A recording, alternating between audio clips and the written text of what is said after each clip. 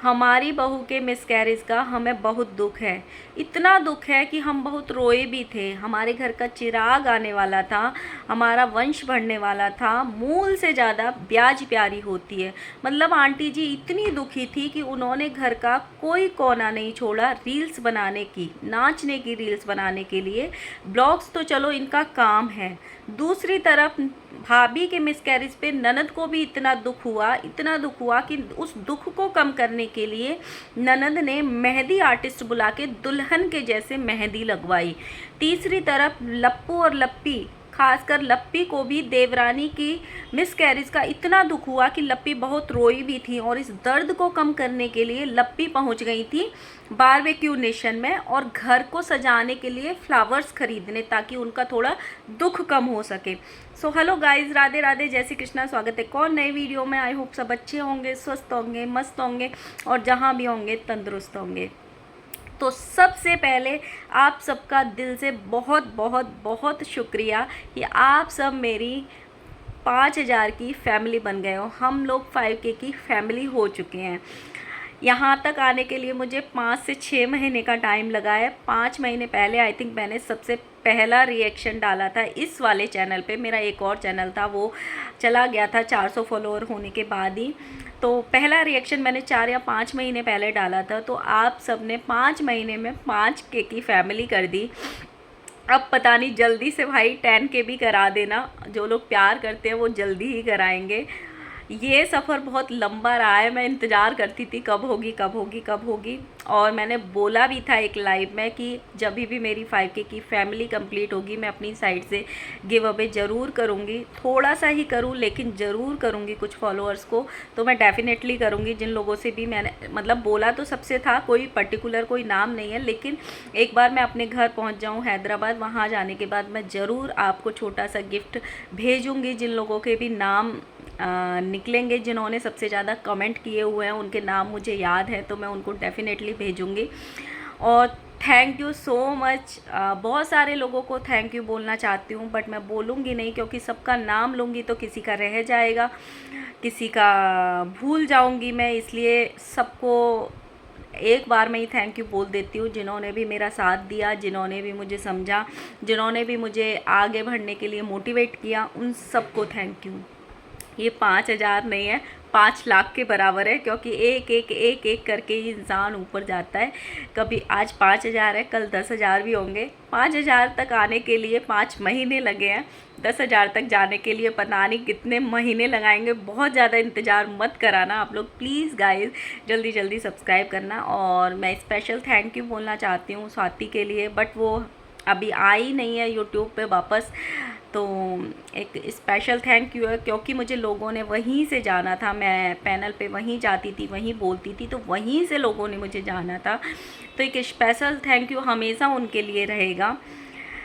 और बाकी क्या करते हैं, थैंक यू, दिल से शुक्रिया, इतना ही बोल सकती हूँ। वीडियो स्टार्ट करते हैं अब। तो सबसे पहले कल रात से बहुत हंगामा मचा हुआ है मिसकैरेज का। तो देखो, मिसकैरेज अगर होना था तो वो होके ही रहता। जब बच्चे की ग्रोथ ही नहीं हुई थी, बच्चे की हार्ट बीट ही नहीं बनी थी, तो वो आज नहीं होता, कल होता, कल नहीं होता 10 दिन बाद होता। क्योंकि बच्चे की ग्रोथ में और हार्ट बीट में ना धमकी माता कुछ कर सकती थी, ना लप्पी कुछ कर सकती थी, ना उनकी ननद कुछ कर सकती थी। और कहीं ना कहीं अगर उस बच्चे को नहीं आना था, ग्रोथ नहीं हो रही थी, हार्ट बीट नहीं बन रही थी, तो अच्छा हुआ ये चीज़ जल्दी हुई। क्योंकि जैसे जैसे बच्चा ज़्यादा दिन का होता, माँ को भी प्रॉब्लम आती। अगर बच्चे की ग्रोथ हो ही नहीं रही थी तो माँ को भी ज़्यादा प्रॉब्लम आती। तो इसलिए कहीं ना कहीं ये चीज़ सही हुई कि माँ सेफ़ है, चीज़ें दोबारा हो जाएंगी। प्रॉब्लम्स आती हैं, बहुत लोगों के यहाँ पे ऐसी चीज़ें होती हैं। आजकल ये बहुत नॉर्मल सी चीज़ हो गई है कि बच्चा ग्रोथ नहीं होता है, बच्चे की हार्ट बीट नहीं होती है, बच्चा डेवलप नहीं होता है। लेकिन जो लोग लप्पी को ब्लेम कर रहे हैं, जो लोग धमकी माता को ब्लेम कर रहे हैं, वो इस चीज़ के लिए ब्लेम मत करो कि उनकी वजह से हुआ। कोई किसी का बच्चा को जानबूझ के हार्म नहीं करता है। कोई ये नहीं चाहता है कि हमारे यहाँ पे ऐसे हो जाए। और जिसमें धमकी माता तो दिन रात भगवान से ये प्रार्थना करती थी कि मेरी बहुओं की झोली भर जाए, है ना। तो कोई किसी को ब्लेम नहीं कर सकता है। हाँ, इनकी चीज़ें कुछ गलत हैं जो कि समझ में नहीं आती हैं, मुझे तो बिल्कुल नहीं आती हैं और बहुत सारे लोगों को नहीं आती होंगी। जैसे कि इन्होंने खुद एक्सेप्ट किया है कि 2 दिन पहले इनके घर में ये चीज़ हो चुकी थी, उसके बावजूद भी राजमाता की गाने वाली रील्स आई थी इंस्टाग्राम पे भी और यूट्यूब पे भी। मतलब लिटरली उड़ते बादल से कह दो, बहती नदियाँ से कह दो, इस तरीके के गानों पे रील्स बनाई गई थी और घर में मिसकैरेज हुआ है। चाहे वो बच्चा आने वाला था, नहीं था, ग्रोथ हुई थी, नहीं हुई थी, लेकिन वो मैटर ही नहीं करता। लेकिन एक हादसा हुआ था, इसको एक छोटा सा ही सही लेकिन एक हादसा ही बोलेंगे। बहुत टाइम बाद जिन खुशियों का आप इंतज़ार कर रहे थे वो खुशियाँ आपके बीच से आके चली गईं, अधूरी आके चली गईं, तो उसका दुख किसी में नज़र नहीं आया। आप ऐसे गानों पे रील्स बना रहे हो, तुझे रब ने बनाया किस लिए, किस लिए, तुझे मैं जहाँ की नज़र से बचा के रखूँ।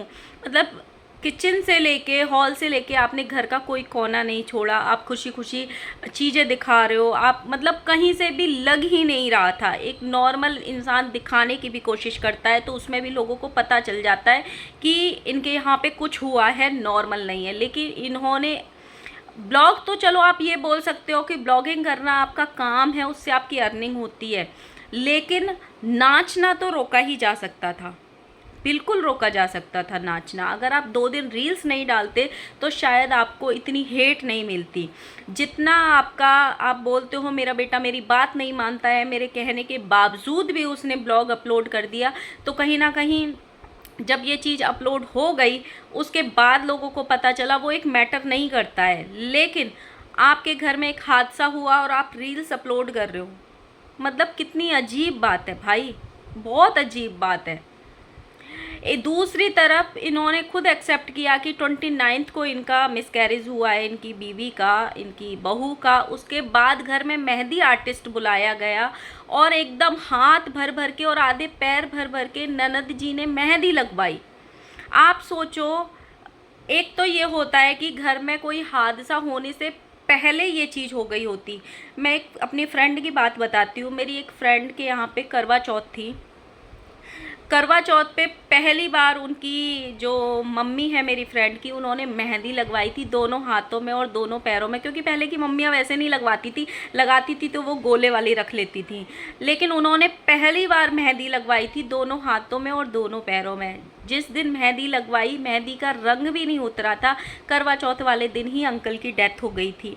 हालांकि वो बहुत बीमार रहते थे, शराब पीते थे, लेकिन एक वो जुड़ गया कि एक दिन पहले मेहंदी लगवाई, दूसरे दिन ये चीज़ हो गई। इनके घर में पहले ट्रेजिडी हो चुकी थी, उसके बाद मेहंदी आर्टिस्ट आया था, उसके बाद रील्स अपलोड हुए थे, उसके बाद ब्लॉग अपलोड हुए थे, तो पहले हादसा हो चुका था। एक अगर पहले मेहंदी लग गई होती, बाद में चीज़ें होती हैं तो वो अपने कंट्रोल में नहीं होती हैं। लेकिन पहले हादसा हो जाता है और तुम जानबूझ के ये चीज़ें कर रहे हो, जानबूझ के दुनिया को दिखा रहे हो, तो वो जानबूझ के सोच समझ के साजिश मानी जाती है, सोच समझ के गाली खाने के लिए चीज़ें मानी जाएंगी। भाभी तड़प रही है, भाभी रो रही है, भाभी ने अपना बच्चा खो दिया है और आप लोग मेहंदी आर्टिस्ट बुला के थोड़ी बहुत मेहंदी, मुझे लगा था कि थोड़ी बहुत मेहंदी लगाई होगी शायद, क्योंकि वो अपने ससुराल जाने वाली है, उसने बोला भी था कि ससुराल में किसी की शादी है। नहीं भाई, वो मेहंदी नहीं थी, प्रॉपर दुल्हन वाली मेहंदी थी। और उसने ये बोला भी है कि इतनी अच्छी मेहंदी तो मेरे शादी में भी नहीं लगी जितना अभी लगी है, पूरे दोनों हाथों में भर के। मतलब ऐसे कौन करता है, किसके घर में होता है? क्योंकि मैंने अपनी ज़िंदगी में ऐसे घर नहीं देखा, बिल्कुल भी नहीं देखा। एक तरफ बोला जाता है कि लप्पी को इतना दुख हुआ कि लप्पी बहुत रोई, बहुत रोई, बहुत रोई, और उसको दुख बांटने के लिए वो कहाँ चली गई? बारबेक्यू में पार्टी करने के लिए। ये कैसा दुख है इन लोगों का? वो दुख को कम करने के लिए वो कहाँ चली गई? अपने घर को सजाने के लिए, फूलों की शॉपिंग करने के लिए, फ्लावर्स शॉपिंग करने के लिए। रात में लाइव में दुख प्रकट किया जाता है और बार बार ऑडियंस को क्या बोला जाता है? जल्दी जल्दी सब्सक्राइब करो मैंने आपको 1 मिनट का टाइम आउट दिया हुआ है। जो भी मुझे सब्सक्राइब करेगा 1 मिनट बाद वो मुझे कमेंट कर सकेगा। देखो लपी जी आप बोलो सब्सक्राइब करने को, लपी जी आप बोलो। Thank you thank you thank you so much. Lapi ji आप बोलिए सब्सक्राइब करने के लिए। इस तरीके का बिहेव किया जाता है घर में, एक हादसा होने की न्यूज़ आने के बावजूद भी। बहुत अजीब नहीं लगता है इन लोगों का? ये कैसा रिश्ता है, मुझे समझ में ही नहीं आता।